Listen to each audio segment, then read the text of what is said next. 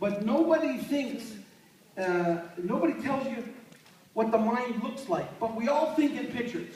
When I say your mind, how many of you see a picture of your brain? Now, your mind is not your brain. Your brain doesn't think. You think with your brain. So he said, everybody wants you to change their mind. He said, this is something that he learned 25 years ago, and his job was to teach people how the mind works. And he said there's 3 parts, and you will agree with this, I'm sure. You've heard this in some form or another. I'm not telling you anything new. But let me tell you this. He said that there are 3 parts. There is the thinking mind. That's our conscious mind, right? So we originate thought in our conscious mind. We have our emotional mind, where our feelings and habits reside. This is like our subconscious mind, and we have our body. And you will recall, hearing it, I'm sure you've heard it many times, that as a person thinks in their heart, so are they. Right? So what he was saying was that as a person thinks in their heart, they move their body into producing that kind of result. And so he said, you want to find out, because I know some of you, I could just see it on your faces. Some of you want to, how many of you would like to join this? Let me see your hand. Of course you do. The problem is you're at the precipice, right? And something's going on inside of you, and some of you feel it. And let me describe it, because he did this to me when I was at the same spot you're at, when I really wanted to go to the next level, and he asked me to sign up for his class, which was $7,500. And there's no way I could afford it. I didn't think I could. And I was sitting right there. He said, let me tell you what's going on. I thought, that's great. And what he taught me that day has changed my whole life. It explains more than anything I've ever seen how the mind works and how you can understand what's going on inside your head when you come up with a decision and you're not sure what to do. And most people make the wrong decision over and over and over. What did Harv Eker say? How you do one thing is how you do everything. Come on, do better than that. How you do one thing is how you do everything. And if you don't do it here, and you let your paradigm control you here, you're going to let your paradigm control you everywhere. I want you to break it. Because I did. I just think to myself, what if I don't let my paradigm win? You got to do things different. You got to confront that paradigm. And so he illustrated it with this diagram that he called the terror barrier. And let me just explain it quickly. He said if somebody is in bondage, that is, they're a slave to their belief systems. Let's just say that they only entertain X-type ideas. They only think X-type thoughts. They get emotionally involved with X-type feelings. Well, the body has to produce X-type results, right? You all agree with that. If you think one way all the time, you get emotionally feeling that way, you're going to produce that result over and over and over again. He says, then all of a sudden a guy like you comes along. And he says, people are programmed with X-type ideas. You would agree with that? I mean, we all grow up in different belief systems. But he says, all of a sudden a guy like you comes and says, hey, why don't you do a book? Why don't you partner with me? Let me be your business partner on your book. That is what we call a Y-type idea. It's different than what you're used to, right? So whatever happens, what happens is, see, most people won't even let themselves think positive. Most people will just discount the idea because their habit, their belief system says, figure out why this won't work, instead of saying, how do I make it work? So I'm saying this idea, and some of you are really right now are saying, man, I'd love to join this guy.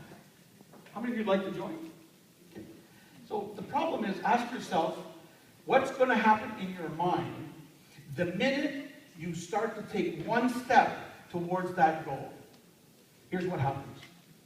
When that idea drops into your subconscious mind, and what I mean by that is, when the idea starts to take form in the area of your belief systems, in the area of your subconscious mind, where you start to think, I think I'm going to do this.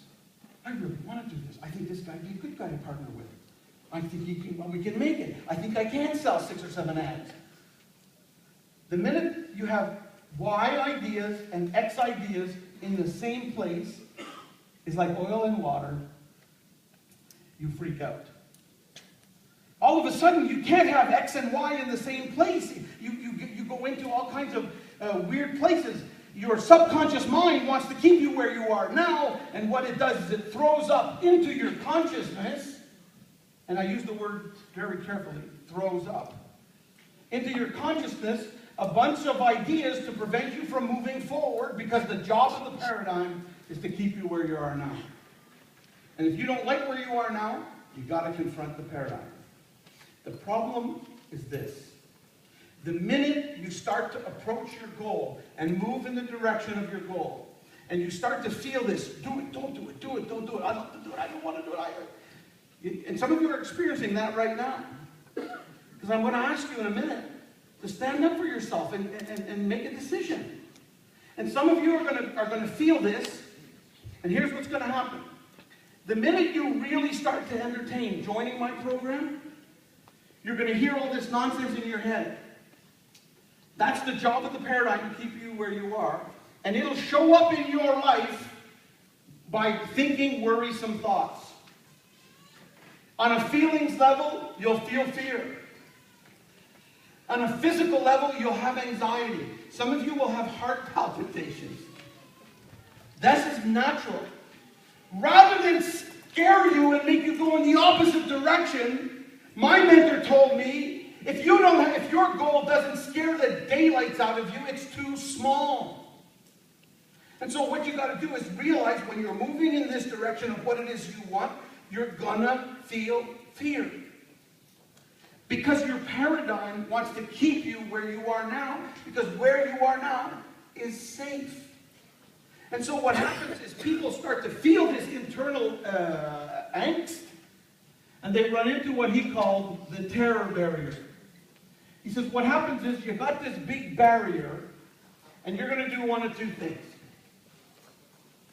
You're going to grab that paradigm by the throat, and you're going to beat it into submission and figure out how you're going to do this, rather than just worry about all the reasons why it doesn't work, and you can't afford it, and you're not right, the timing is not right, and your brother's going to be mad at you for doing this, and all these things. And you're either going to go through that paradigm, or, he said, you're going to go back into bondage. And my request for you, my dream for you, my hope for you, and let's face it, you coming into my program is not going to change my lifestyle one bit. But it could change yours. And so here's my goal, my dream, is that if you can change your paradigm right now. See, most people tell me, I'm going to think about it, I'll do it next week. You won't do it. I've been doing this for 25 years. People who can't decide in an event like this, don't do it. I think I could count on one hand the amount of people who come back to me after and said, I'm ready to do it now. They don't do it. Why? Because the paradigm has won just by postponing the decision. And so what I'm suggesting to you is that if you want to do it, you get up, go and talk to the guy. We have a 2-page agreement, which I'm going to explain in more detail. You make a decision for yourself, and if you're not sure exactly how to make it happen, you just decide and figure it out. You know, I know that, and I'm going to share one last story, and then we're going to take another break, and I'm going to show those of you who want to see it, the 2-page agreement. Let me tell you this little story.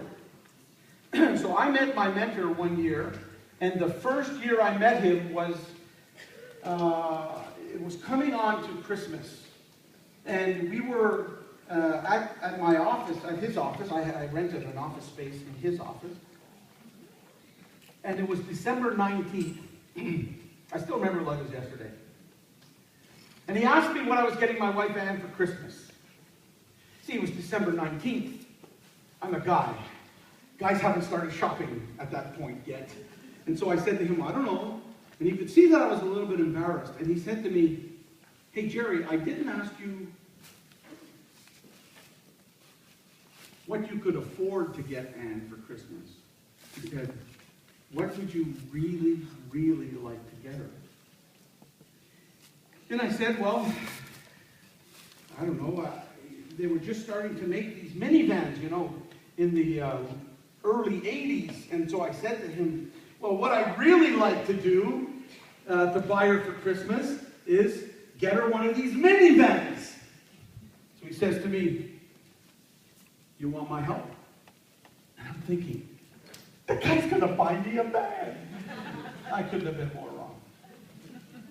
He said, do you want my help to get the van? I said, absolutely. He said, will you promise me that you will not give up the dream no matter what? I said, I can promise that. Now, I have got no idea how I'm going to get a van. He's telling me that all I got to do is I got to decide I want it, make a decision that no matter what, I'm not going to give up the goal. The second thing he said is,